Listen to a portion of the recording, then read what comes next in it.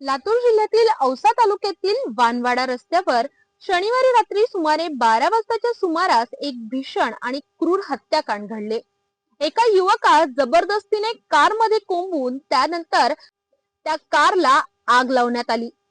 आगीत कार पूर्णपणे जळून खाक झाली असून संबंधित युवकाचा जागीच होरपळून मृत्यू झाला।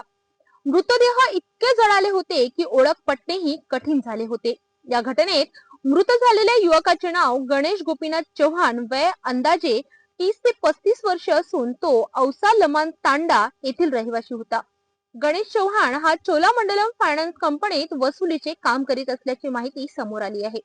घटनास्थळी मिळालेल्या जळालेल्या कारचा नंबर MH43 AB 4200 असून ही कार औसा तांडा येथील असल्याचे तपासात निष्पन्न झाले आहे। नंबर प्लेटच्या आधारे पोलिसांनी वाहनधारक व नातेवाईकांचा शोध घेतला। पहाटे सुमारे 3:30 वाजता औसा तांडा येथील पोलिसांनी चौकशी करून मृत व्यक्तीची ओळख पटवली। रविवारी दुपारी सुमारे 12 वाजताच्या सुमारास घटनास्थळी पंचनामा करून पोस्टमॉर्टमची प्रक्रिया पूर्ण करण्यात आली। मृतदेह नातेवाईकांच्या ताब्यात देण्यात आला असून पुढील कार्यवाही सुरू आहे।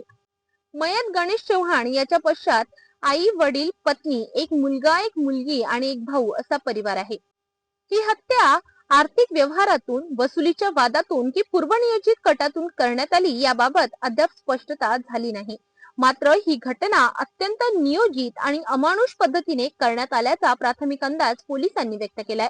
या प्रकरणाचा अधिक तपास औसा पोलीस स्टेशनचे अधिकारी करत असून आरोपींचा शोध घेण्यासाठी विशेष पथक तयार करण्याची शक्यता आहे। या घटनेमुळे औसा तालुक्यात भीतीचे वातावरण पसरले असून नागरिकांमध्ये तीव्र संताप व्यक्त केला जात आहे।